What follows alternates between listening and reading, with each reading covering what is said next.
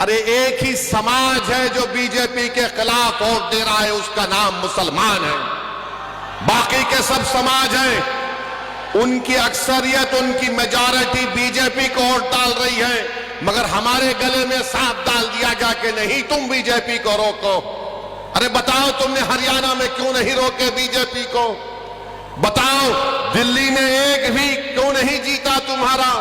تم نے تو مسلمان کو ٹکٹ دینا تو دور کی بات، تم بی جے پی کو نہیں روک پائے۔ ارے بتاؤ ہریانہ کیسے جیت گئی بی جے پی؟ بتاؤ مہاراشٹر کیسے جیت گئی بی جے پی؟ ہم پکارتے رہے، ہم اپنے حلق کو سوکھا کر لیے، چیخ مار مار کر کہتے رہے دیکھو یہ ہمارا کام نہیں ہے، ہم بی جے پی کو روکنا ضروری ہے، مگر یہ پوری ذمہ داری ہم پر کیوں عائد کرتے ہیں کہ ہم کو حصہ داری دیا جائے؟ تو الزام ہم پر یہ لگایا جاتا ہے کہ تم فرقہ پرستی کو فروغ دینا چاہتے ہو۔ الزام اس وقت بھی لگا تھا 75 سال پہلے، آج بھی لگ رہا ہے۔ میرے عزیز دوستوں، بزرگوں، نوجوانوں، میری اس بات کو آپ ذہن نشین کر لیجئے کہ جب مجلس اس بات کا مطالبہ کرتی ہے کہ مسلم اقلیت کی بھی ایک لیڈرشپ ہونی چاہیے، مسلم اقلیت کو بھی ان کا حصہ ملنا چاہیے اقتدار میں، تو آج جو لوگ مجلس کو گالی دیتے ہیں اور الزام لگاتے ہیں، مجھے ان کے الزام کی فکر نہیں ہے، کیونکہ یہی لوگ تھے جو 75 سال پہلے بھی مولانا آزاد پر الزام لگائے۔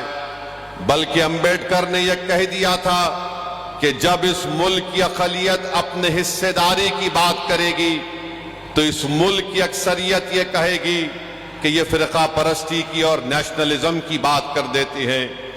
میرے عزیز دوستوں اور بزرگوں، آج پھر آپ کے پاس ایک وقت آیا ہے، آپ یہاں سے مجلس کے امیدوار کو کامیاب کریے۔ یہ ایک شخص کی کامیابی نہیں ہوگی، بلکہ یہ آپ کی ایک سوچ کی کامیابی ہوگی۔ یہ ایک شخص کو آپ متحدہ طور پر اپنا ووٹ ڈال کر کامیاب نہیں کریں گے، بلکہ آپ اپنی ایک لیڈرشپ کو مضبوط کریں گے۔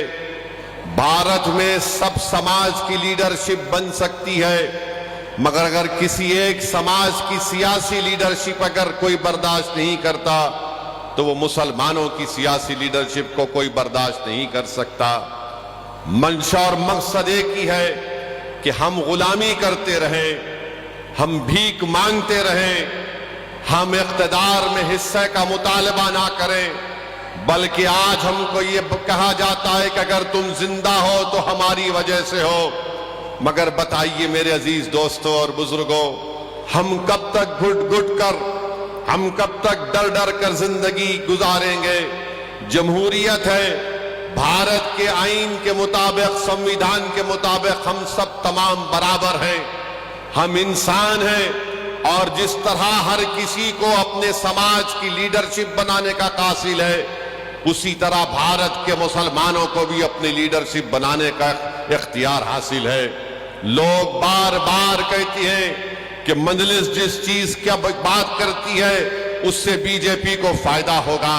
میں ان لوگوں سے پوچھنا چاہ رہا ہوں، بتاؤ ہم کیا دنیا میں اس لیے پیدا ہوئے کہ تم کو جتائیں، تم کو کامیاب کریں، اور ہم ووٹ تم کو ڈالیں اور تم بی جے پی کو روک نہیں پاتے ہو؟ بی جے پی اقتدار پر دوبارہ آ جاتی ہے۔ یاد رکھیے، بھارت کے مسلمانوں کو اس بات کا فیصلہ کرنا ہے کہ آپ کب تک نام نہاد سیکولر پارٹیوں کے جھولی میں اپنا ووٹ ڈالیں گے۔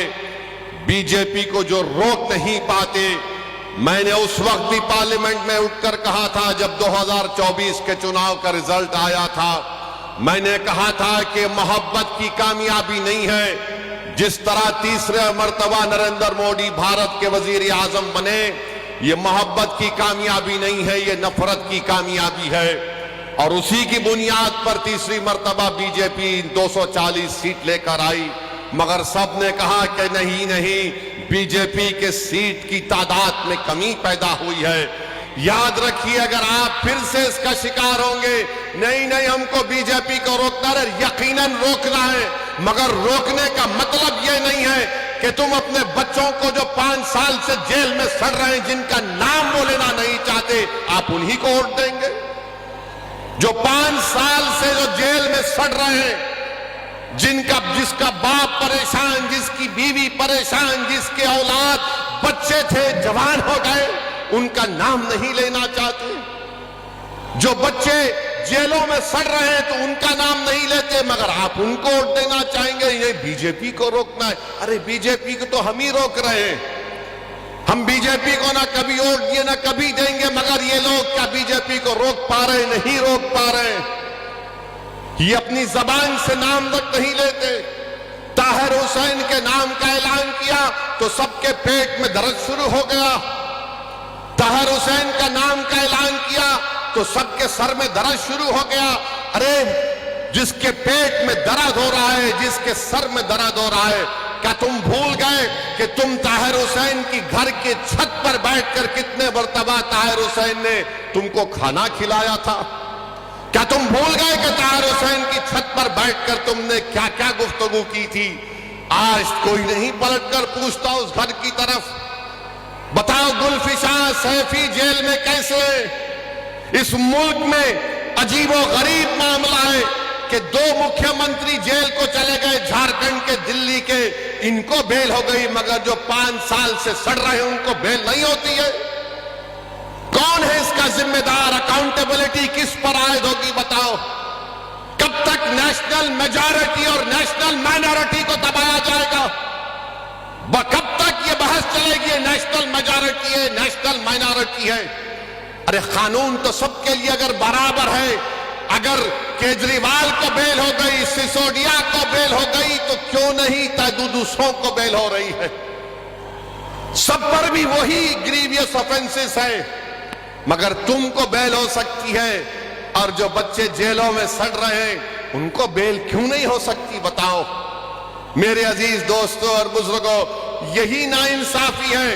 اگر آج آپ مصطفی آباد سے اپنی آواز کو بلند کرنا چاہتے ہیں، اگر آپ اس ناانصافی کو ختم کرنا چاہتے ہیں، تو متحدہ طور پر اپنے ووٹ کا استعمال کریے۔ میں ذمہ داری کے ساتھ مصطفی آباد میں کھڑے ہو کر آپ تمام بزرگوں، نوجوانوں اور ہماری ماں اور بہنوں سے عرض کرنے آیا ہوں، یہاں سے اگر آپ بی جے پی کی کامیابی کو روکنا چاہتے ہیں تو آپ کو مجلس اتحاد المسلمین کے امیدوار کے حق میں متحدہ اپنے ووٹ کا استعمال کرنا پڑے گا۔ ہاں، میرے جانے کے بعد اور چناؤ کے دوران بہت سے لوگ آ کر بہت سی باتیں کہیں گے، ارے کیا کر رہے ہو، ویسی صرف جذباتی تقریر کرتا ہے۔ ارے جذباتی تقریر اگر تم نہیں کر سکتے تو اس میں میرا کیا غلطی ہے؟ میری کیا غلطی ہے؟ مگر یاد رکھیے، میں جذباتی تقریر نہیں کرتا ہوں، میں سچائی کو بیان کرنے کی کوشش کرتا ہوں۔ امتیاز جلیل کو ہرانے والے کون مسلمان تھے؟ امتیاز جلیل کو ہرانے والے مسلمان تھے اورنگ آباد میں۔ ناصر صدیقی کو ہرانے والے کون تھے؟ مسلمان تھے۔ دھولیا سے جہاں پر مجلس کا ایم ایل اے تھا، فاروق شاہ کو ہرانے والے کون تھے؟ ہمارے ہی صفوں میں وہ میر جعفر اور میر صادق کے ایجنٹ چھپے ہوئے، وہ دوبارہ مصطفی آباد کو بھی آئیں گے، آ کر تم سے کہیں گے میں تم کو کہہ رہا ہوں۔ کسی شاعر نے بڑا اچھا کہا تھا، وہ شعر یاد آ رہا ہے، کیا کہا تھا شاعر نے؟ واقف نہیں ہے جو لوگ سفر کے اصول سے، واقف نہیں ہے جو لوگ سفر کے اصول سے، سائے کی بھیک مانگ رہے ببول سے۔ یہ وہ لوگ ہیں آ کر وہی سیکولرزم کا پرانا راگ لگائیں گے۔ رے کہاں کا سیکولرزم ہے بتاؤ؟ یہ سیکولرزم ہے کہ کیجریوال کو بیل مل جاتی ہے اور دوسروں کو نہیں ملتی؟ کون سا سیکولرزم ہے بتاؤ یہ؟ میرے عزیز دوستوں اور بزرگوں، میری آپ سے دعوت گزارش ہے کہ متحدہ طور پر اپنے ووٹ کا استعمال کریے، ڈرنے اور گھبرانے کی ضرورت نہیں ہے۔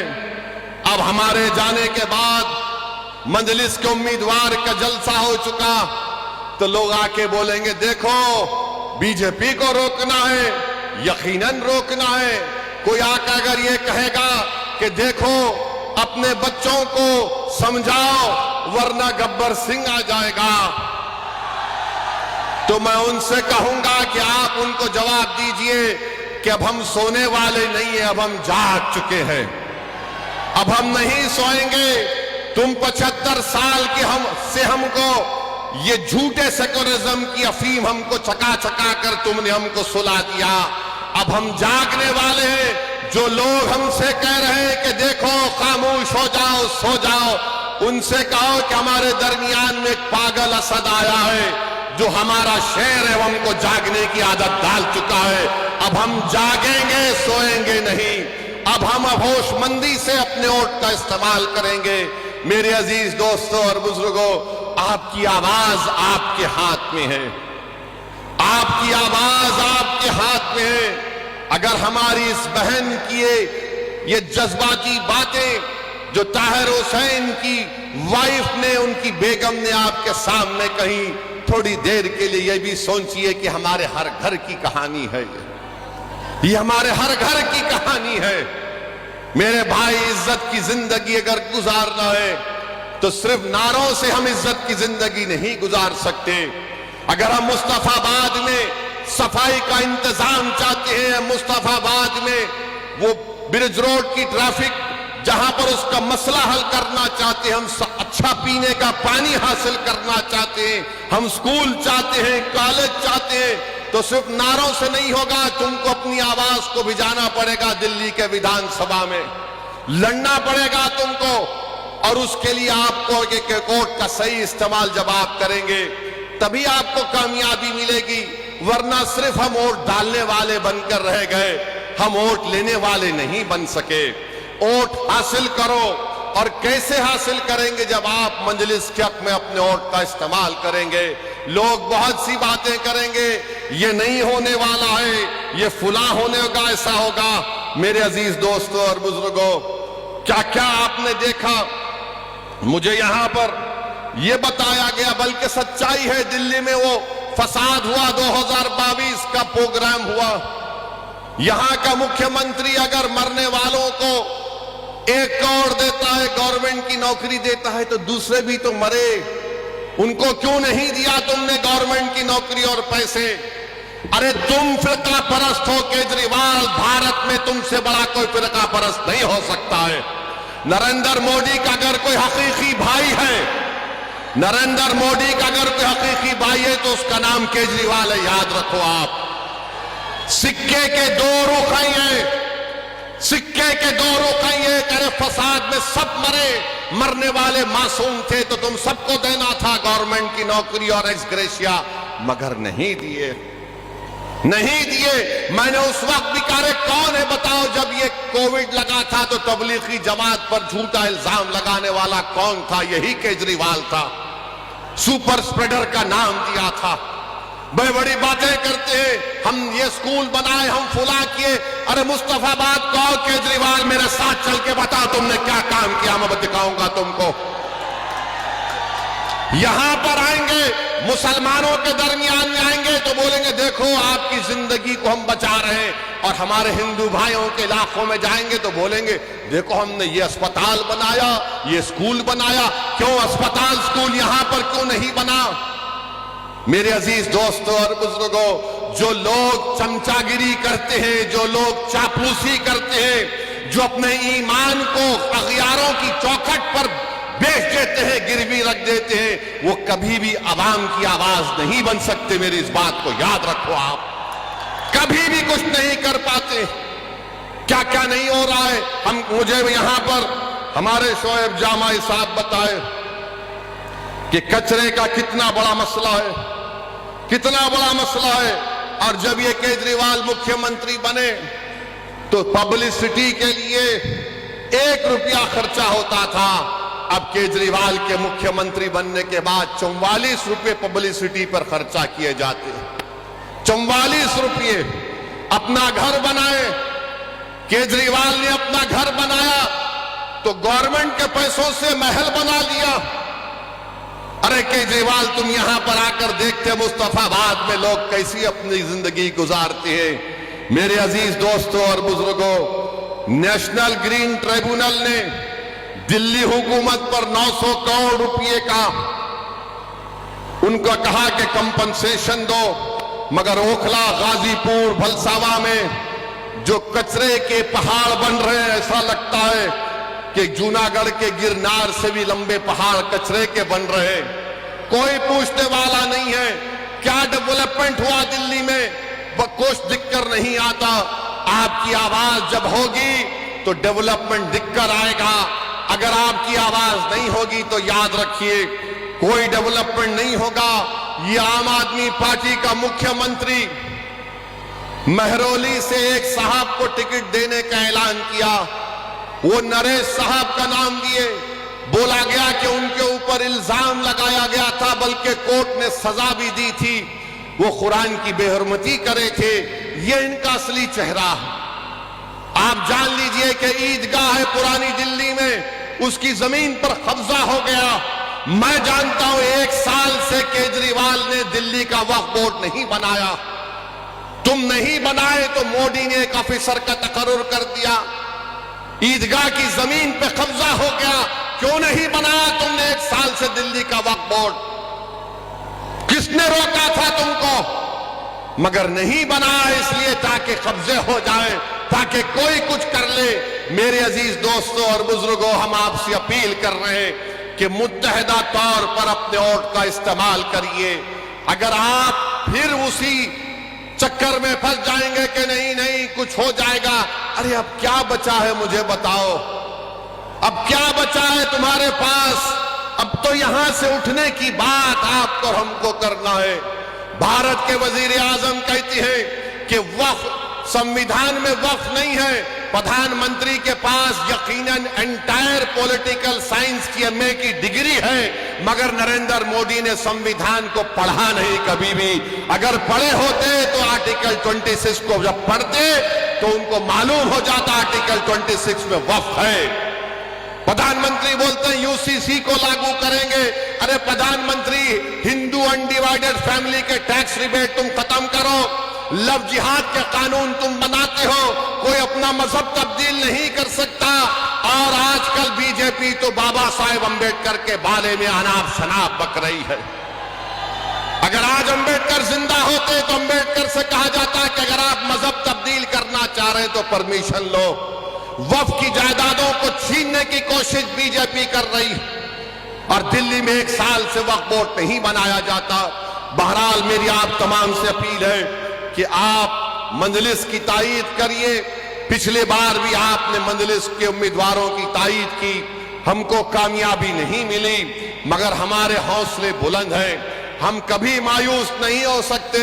मेरा काम लड़ना है, मेरा काम अवाम के दरमियान में जाकर अपनी पार्टी की बात को आपके सामने रखना है। मेरा काम, इम्तियाज जलील का काम यह है कि भारत की पार्लियामेंट में हम आवाम के मसाइल को उठाते हैं। मेरे अजीज दोस्तों और बुजुर्गों, मेरी आपसे दबन गुजारिश है कि आप हमारे उम्मीदवार की तायीद करें, इनको कामयाब करें।